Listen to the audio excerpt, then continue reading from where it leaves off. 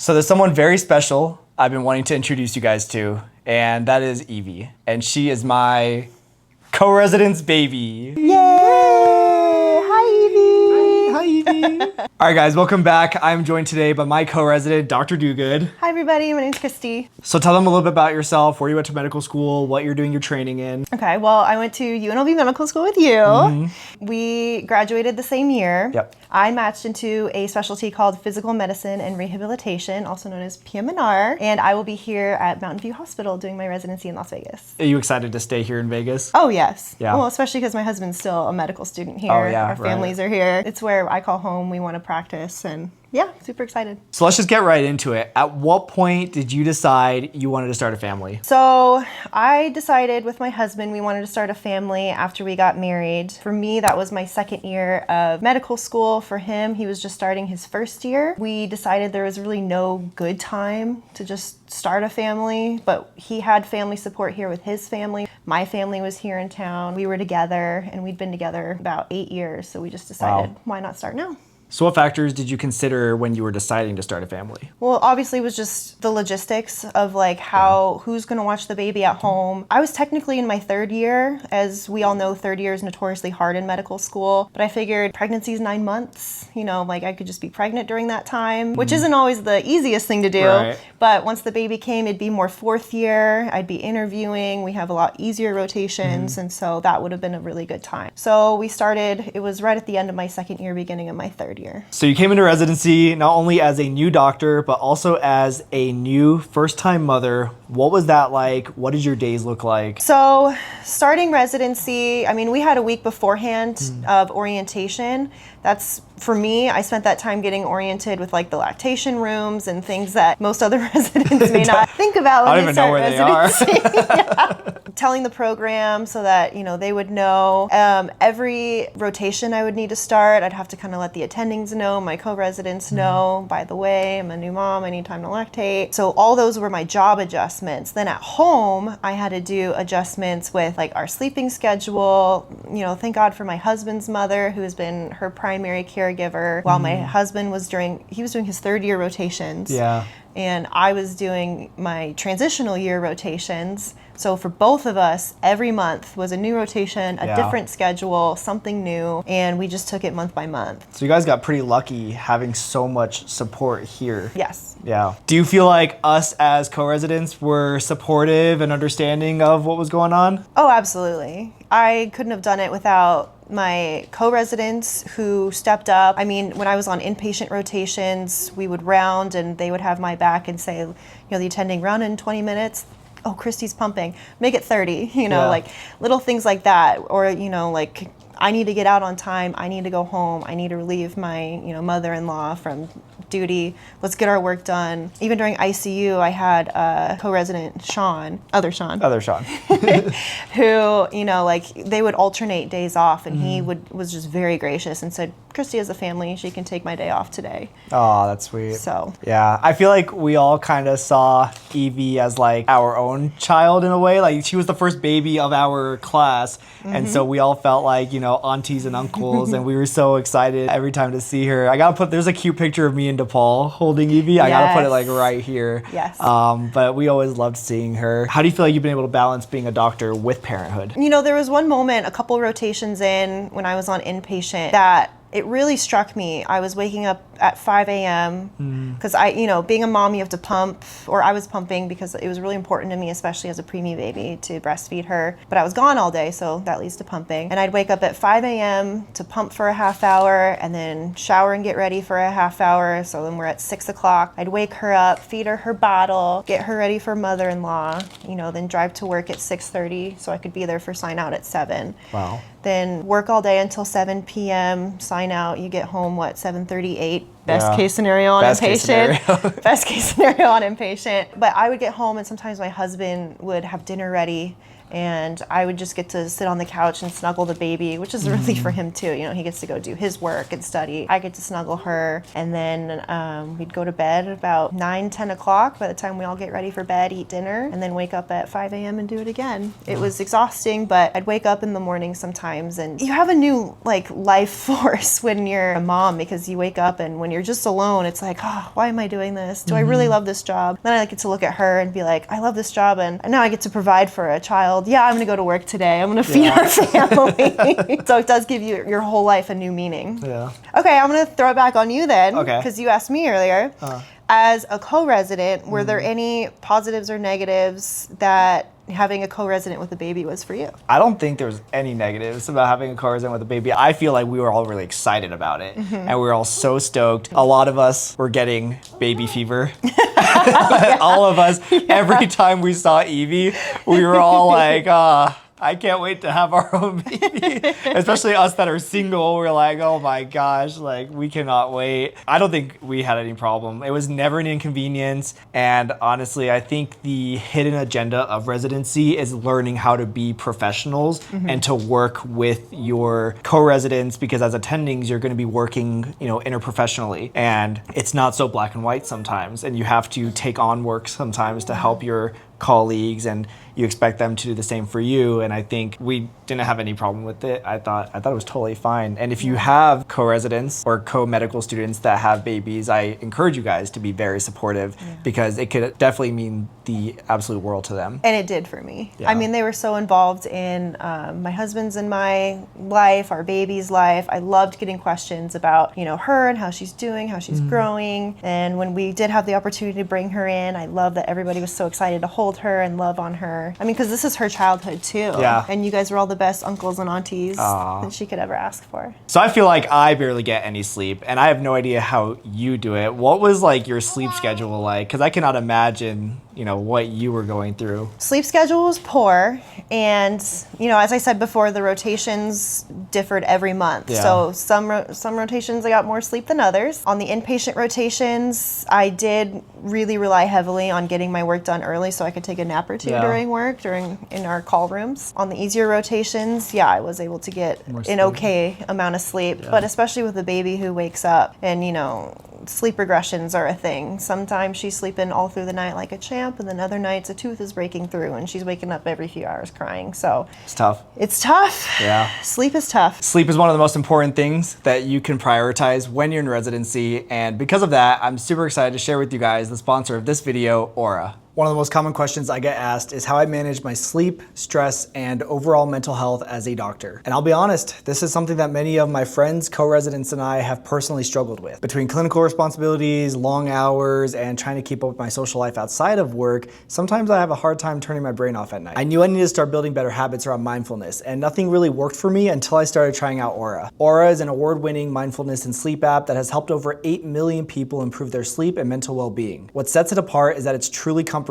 You'll find thousands of guided meditations, sleep stories, CBT exercises, therapy sessions, breath work, and even life coaching all in one place. No need to bounce between different platforms. But what really makes Aura stand out is just how personalized it is. The app uses AI to learn from your preferences and gives you recommendations that evolve with your needs. It's not a one-size-fits-all approach. Instead, it's completely customized to you. I've created a custom playlist in Aura that's focused on sleep, self-care, and stress relief. Perfect for those who are navigating high-stress environments like residency, medical school, or parenthood. These are the exact tracks that I tune into after a long day at work when I really just need to wind down and turn off my brain. So if you're looking for a way to feel more in control of your well-being, then I highly recommend you guys check out Aura. You can start completely free using the link in the description box below. In fact, the first 500 people will actually get the free trial and 25% off, so make sure to check it out while the offer is still active. Aura has made a very big difference in my routine, and I think it can do the same for you. And thank you so much to Aura for sponsoring this video.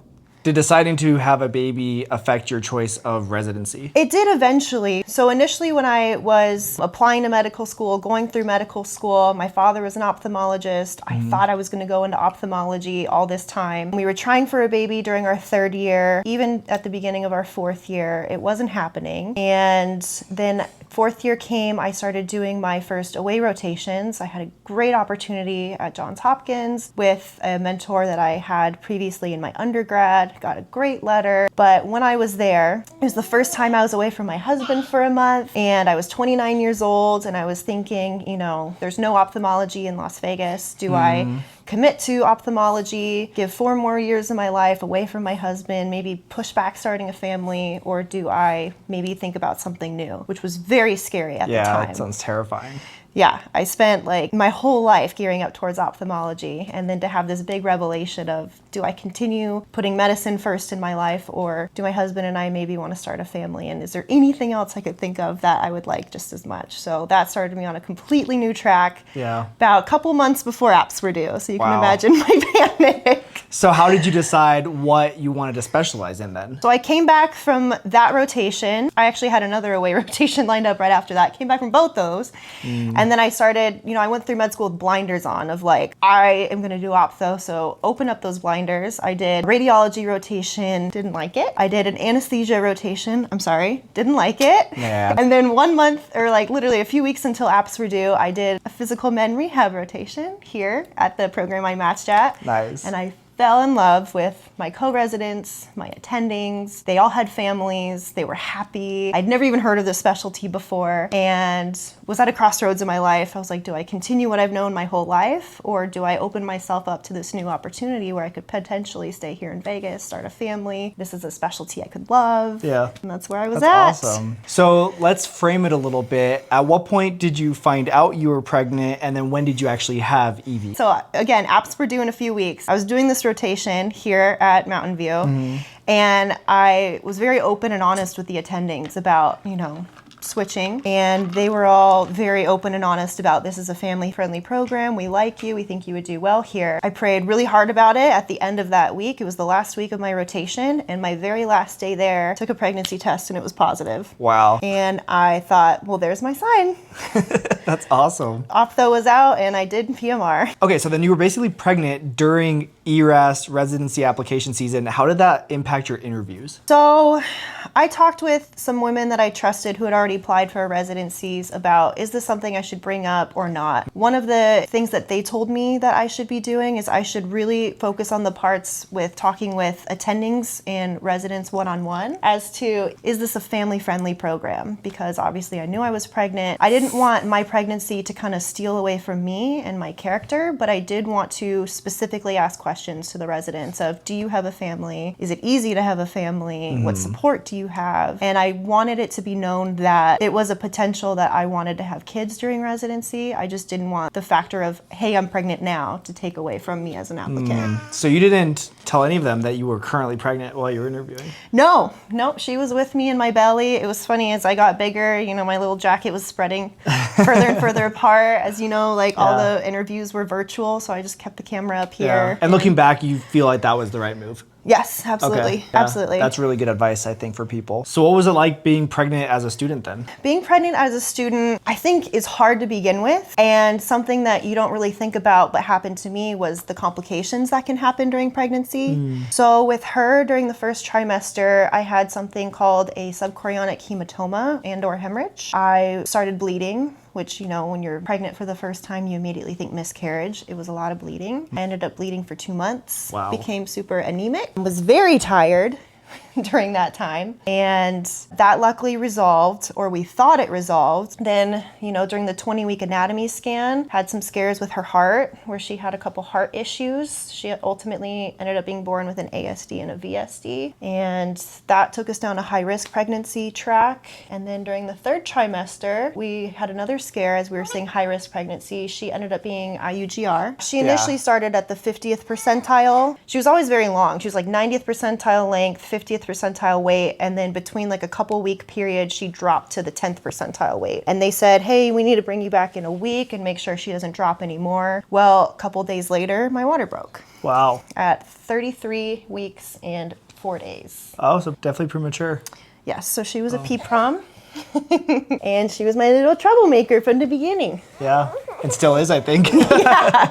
All right, so how was the birth process? So for me, very stressful. Okay. So again, she was a prom. Yeah. I went to the hospital, as everybody in medicine knows and will study. When you prom, you have to get antibiotics, steroids to mature her lungs, and 2 days worth of that. And then she started having decels on the monitor of her heart rate. And so they said it was go time, you need to deliver. You can either do a C-section or we can start inducing you. I wasn't in labor at all. I wasn't dilated. Nothing happened, just the water was broken. And we talked about it. I decided to just do a C-section because she could barely even handle just sitting there in my womb. I Yeah. didn't want to stress her and my body out with the Pitocin and the whole induction labor process. So Yeah. we did a C-section the next day, and she was born March 20th, 2024. And she just had her first birthday. That was a lot of fun. That was It was a super little fun. birthday party, and she chose her starter Pokemon. Yeah. And that was super fun. No, no. What's wrong? Come this way. No.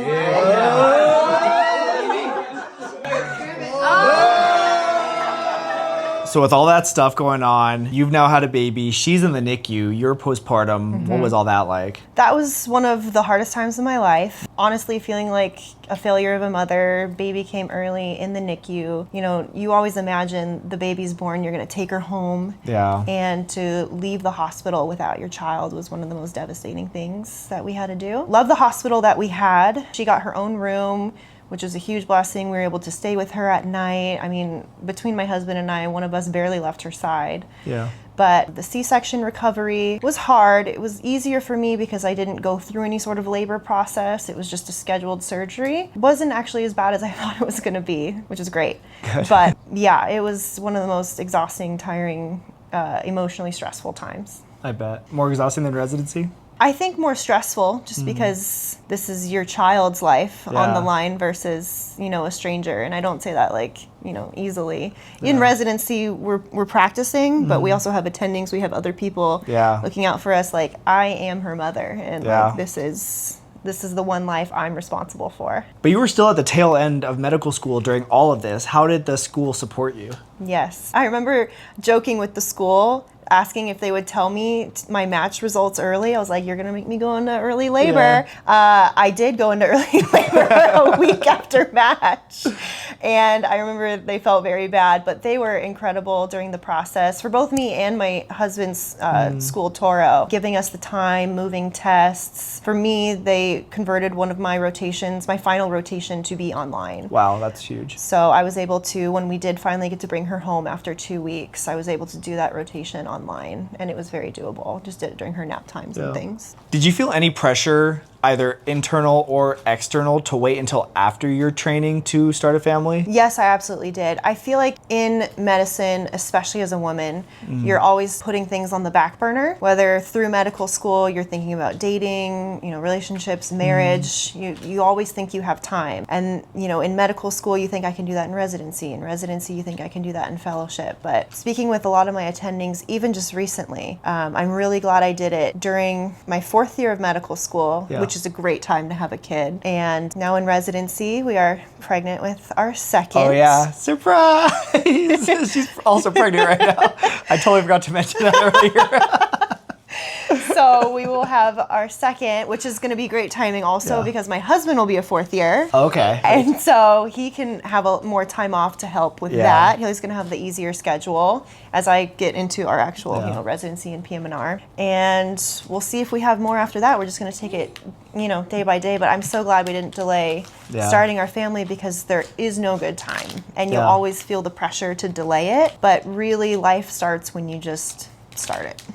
Yeah, that's really good advice. So another thing I did want to bring up too is speaking with a lot of my attendings who just were congratulating me. I just announced our second pregnancy. Was that, you know, delaying in medicine, starting a family is never a guarantee. We were just looking today, AMWA posted 1 in 4 female doctors will struggle with infertility. Infertility in medicine is defined as under 35, you know, trying for a year without a baby, over 35, 6 months. That was our case for us. It took us almost 2 years to have her. And we were a lot more fortunate this time. We only tried about 4 months. And that's with like regular ovulation testing and, you know, knowing the medical side of things probably makes it a little easier for us, but it was still difficult. difficult. Yeah. And you never know what your journey is going to be. And so that's just something also to consider if you are wanting a family but considering delaying. It's not a guarantee, and it's not always rainbows and butterflies. It can be infertility struggles like we had. It could be difficult pregnancies like we have.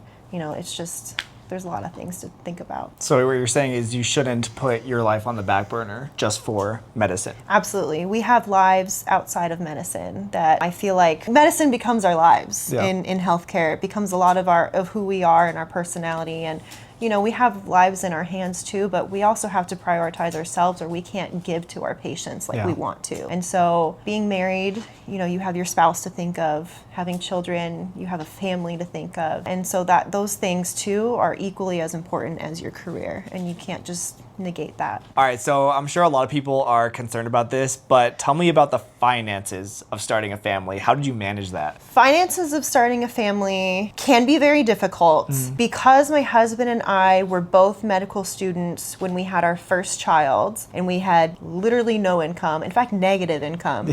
We actually were both on Medicaid. And because we were on Medicaid, even though she was a complicated pregnancy, even though, you know, complicated birth with a NICU stay, C-section emergently, all of that ended up being covered by our health insurance, Medicaid. A lot of those things you have to consider, and you need to plan, people don't think about that, but certain health insurances cost up to like 5, maybe even like 10 if it becomes complicated, $1,000 to have a child. And that's something to really factor in. We got very lucky, both being on Medicaid, that was not an issue for us. Luckily, this next baby is not complicated because that's not our case anymore. But health insurance was a big thing. Breastfeeding was also very helpful. We weren't paying for formula. Okay, good. So that was another strong reason why I also wanted to breastfeed, because that was very helpful to just give her literally what my body could produce for free. And otherwise it was just nourishing me and just, you know, buying the clothes and the things here and there to support her life, but normal things. So between your resident salary and your husband who's taking out loans for medical school, do you feel like that's enough to support your child? I would say yes and no. So yes, in the sense that we had an agreement where we pay each half. So he takes out enough loans to pay for his half of the rent, and then I pay for the other half. I do pay all our utilities. And then with food, we actually did have some financial support too through government programs, but that ended when she turned 1. So after that, again, it was really helpful to have the family support in town. Like today, we just did a Costco run with my dad after church. Oh, and that's he nice. bought us a bunch of groceries, some That's diapers. sweet. So with family in town, all of that, it makes it very doable. Yeah. So if you could go back in time, knowing what you know now, is there anything you would do differently? No, I wouldn't do anything differently. I think I would give myself a lot more grace during the times that I had her in the beginning and starting residency. I felt like I was drowning a little bit, like just treading water. But now that it's been, I mean, parenthood doesn't get easy. I think you just get better at juggling, and you give yourself a lot more grace as time goes to just be a parent, and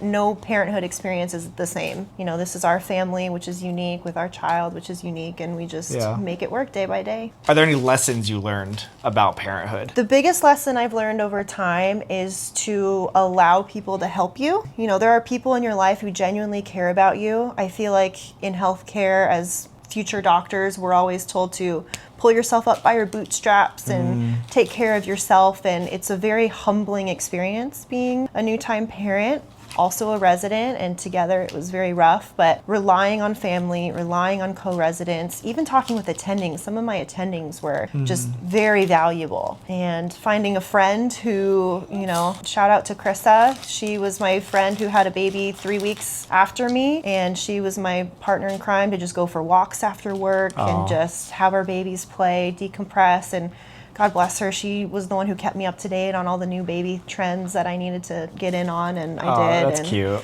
Yeah, it's a lifesaver to have both the friends with babies and also relying on, you know, coworkers and people in your career without. And no red 40. No red 40! And those dies! Has being a mother had any influence on the way that you see patient care? Now that I'm a parent, I think I see people now as like other people's children. And I think of like how, if I was their parent, you know, how I would want them to be taken care of. I always think back to her NICU days when I wasn't there, and God bless those doctors and nurses who watched over her. And I want to be that for my future clients, patients. Do you think that the medical education system is supportive enough of the people that want to become parents? And what parts of the system would you change if you could? So I think the system now is better than it was. Yeah. My father's a physician, and I think back to, you know, his times and his stories, and where it's come to now is a lot better. I've had a great experience during my TY year, from attendings, you know, faculty, co-residents. The only thing I can think of immediately would be, you know, maternity, paternity leave changes.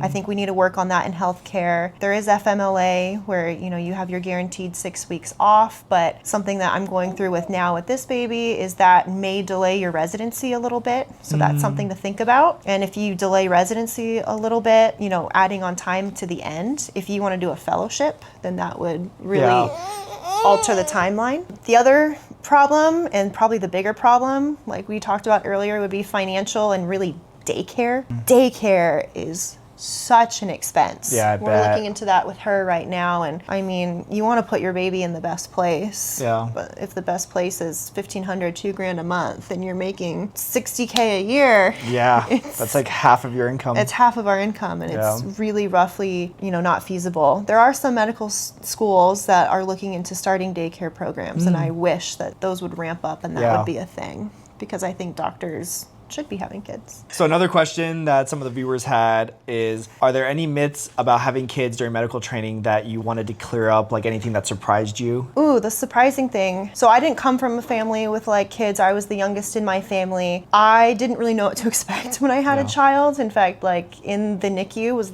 you know, the nurses had to show me how to change a diaper really for the first time. In a way, I thought it was going to be more work.